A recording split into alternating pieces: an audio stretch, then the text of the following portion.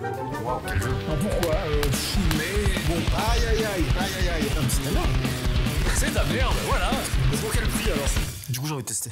Salut à tous. Moi sur YouTube, on va parler de Vindication, un jeu de Mark Neidlinger, distribué par Orange Nebula. C'est une version Kickstarter à 100 boules que t'as payé 20 boules. Voilà, on va savoir pourquoi. Et qui était sorti en 2018, Ouais. C'est la il y a version, 5 ans. la version anglaise, le mec il l'a acheté, il a même pas joué, enfin.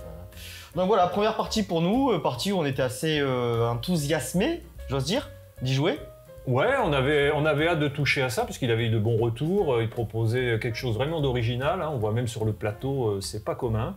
Là on peut dire que c'est plutôt perplexation du coup, parce que ni toi ni moi n'avons pipé, enfin le plaisir. Bah, c'est toi qui as gagné, donc là pour moi t'as quand même compris à peu près la mécanique. Je t'ai mis quand même une belle branlée.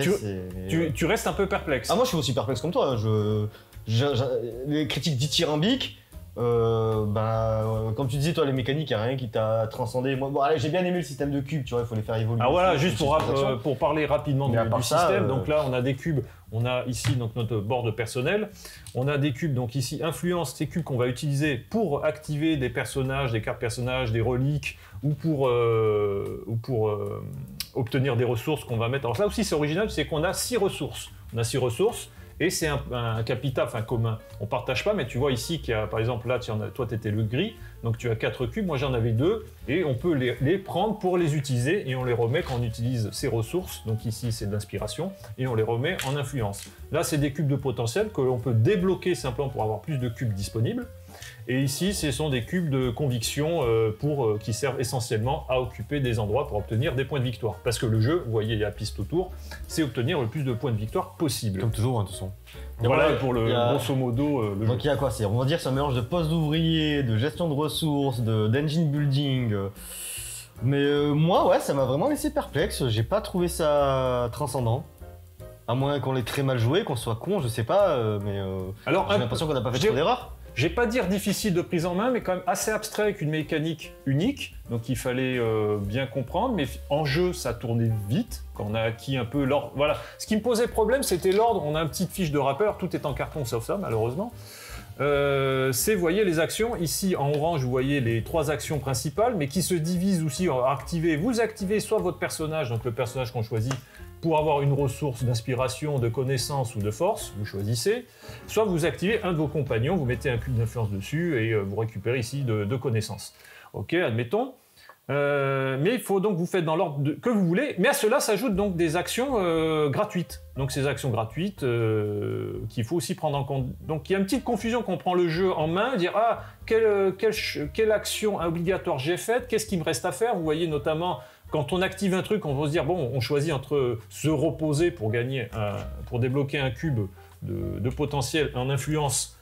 Ou activer un lieu, mais pas du tout, c'est visiter un lieu ou se reposer. Donc oui, j'ai eu un peu de mal tout au long de la partie, mais ça reste quand même assez compréhensible. Les déplacements, vous voyez, bon, c'est en fait par triangle, vous voyez, entre les tuiles, il y a des petits triangles, vous déplacez d'un minimum de 2, 1, 2, vous déplacez, vous mettez vos petits cubes pour occuper un endroit pour avoir des points de victoire en partie. Vous allez visiter un lieu qui va faire un effet, donc l'effet souvent c'est payer une ressource que vous avez sur le plateau principal, que vous allez dépenser pour acquérir donc un personnage ou une relique ou autre chose. Des traits, des personnages, des monstres. On n'a pas fait monstres, on n'est jamais allé sur les monstres, je sais pas trop ce que ça rapporte. Non, oui, on n'a pas tout fait. Il y a aussi pas mal d'extensions qui sont présentes, qui ajoutent donc des animaux. Alors, les figurines, quand même les montrer. Alors, il y a plein de figurines. Bah, on les a pas utilisées. Donc, je sais pas quoi le servent. Oui, j'imagine que c'est des extensions ou d'autres effets. Donc vous voyez. Bon attends, on refile. Il y a même pas de figurines pour jouer sur le board principalement. On a ça, d'accord. Non, c'est ça. Toi, tu t'es foiré. C'était celui-là qu'il fallait prendre. D'ailleurs, je sais toujours pas à quoi il sert. Celui-là. On remonte là parce que bon, il y a quand même un thermoformage. Oui. Avec des game trays. Oui, t'as game trays. Pour les ressources, pour chaque perso. Donc voilà. Le matériel est joli, bon. ça c'est certain. Hein. La DA, je la trouve. Ça va, c'est sympa. Oui, la DA. La DA, je la trouve superbe. Mais le jeu, j'ai l'impression que c'est un pétard mouillé pour moi. Tu sais, ça me fait la même impression que la Cerda quand on a fait un On Mars. Je m'attendais à Monts et Merveilles. Non, là tu es un peu trop loin. Alors pour moi, c'est pas pétard mouillé parce que la Cerda, dans ce qu'il propose, non, c'est quand même solide si on aime. Là, je pense que le jeu n'est pas alors déjà, on a une configuration, c'est 2 joueurs. C'est un jeu qui se joue de 2, 3 à 4. Je pense qu'à 4, il y a peut-être moyen d'avoir un peu plus d'interaction sur le board, de choisir un peu plus occupé, d'avoir plus d'effets. Parce que vous voyez, on a débloqué cette tuile ici. Chacun fait son truc un peu de son côté, hein, je suis pas allé empiéter sur ton terrain. Après, c'est vrai qu'on connaissait pas le jeu, du coup, on a des objectifs personnels pour faire des points de victoire, enfin, comment ils appellent ça, les quests, points d'honneur. Secret oui. Quest, ouais, voilà, tu as ça pour faire des points Tu as rattrapé beaucoup parce que avec ce que tu avais, ça t'a permis de remonter. On a été sur pas mal de capacités à égalité, mais comme, alors je sais plus qui était à condition, c'est toi qui profitais d'avoir la majorité sur certains, de récupérer. Les proficiency, là, ce qu'ils disent. Là, ouais, c'est ces petits trucs. Alors voilà, ils ont carrément fait un carton pour ça, pour déterminer si vous avez voilà, le plus, par exemple le bleu, le plus de connaissances, vous allez gagner 5 points d'honneur. Je trouve que c'est complètement inutile d'avoir fait des cartons pour ça, mais admettons. Et toi, donc ton sentiment, pétard mouillé. Ouais, franchement, Vindication, j'en entendais moins émerveillé, j'en entendais partout parler. Ouais, tout. ouais. En plus, je pense que c'est totalement une mécanique que j'aime bien, tu sais, à la fois mélange de gestion de ressources, de postes d'ouvriers. J'aime bien, tu vois, ce système, je trouve la DA magnifique, mais là, la partie, en plus, ça se finit en queue de boudin. Ça se dit queue de boudin, j'ai vraiment des expressions. En autre boudin, enfin, ça se finit bizarrement, voilà. En queue de poisson et au boudin, ça fait queue de boudin. Un poisson de boudin, c'est une morue ou un thon, hein, c'est ça, non ouais, non, le jeu est assez bizarre, du coup, je veux pas plaider leur prochain jeu, là, qui est, déjà, il est trop cher pour ce que c'est, je trouve, mais... ouais, particulier, je sais pas. Alors, est-ce que ça vient peut-être du tirage des cartes que l'on a eu, qui a accéléré tout? Moi, la première condition de victoire, bah, c'était avoir 3 reliques, j'ai essayé de faire. Et toi, tu avais 3 traits, tu les as obtenus juste un tour avant.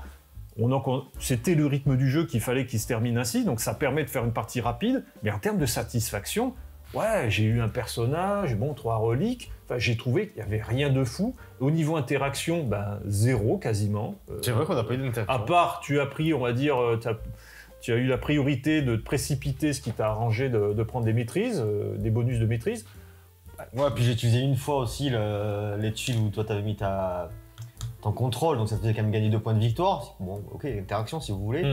Mais en fait, je m'en battais les couilles de cette ville. Là, partout où tu t'es mis, je m'en foutais un petit peu par rapport à ma stratégie et mon play à moi. Mais ah oui, puis il y a ce côté drivé. ouais. Il y a ce côté drivé, c'est que quoi que tu fasses toi de ton côté, ça m'a pas vraiment influencé, on va dire, les choix stratégiques que j'avais mis en place.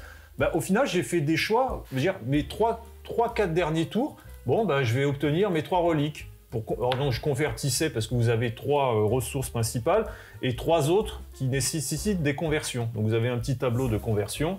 Ici, c'était quoi? Donc par exemple celle qui a justement une espèce de lumière autour de halo, il faut donc une connaissance et une de force, et c'est une action gratuite. Vous pouvez convertir pour 2 ressources, une connaissance et une force, pour convertir pas en savoir, c'est en vision. Et voilà, j'ai converti ça pour activer ça, pour obtenir cette huile qui demandait donc 2 de vision pour avoir une relique.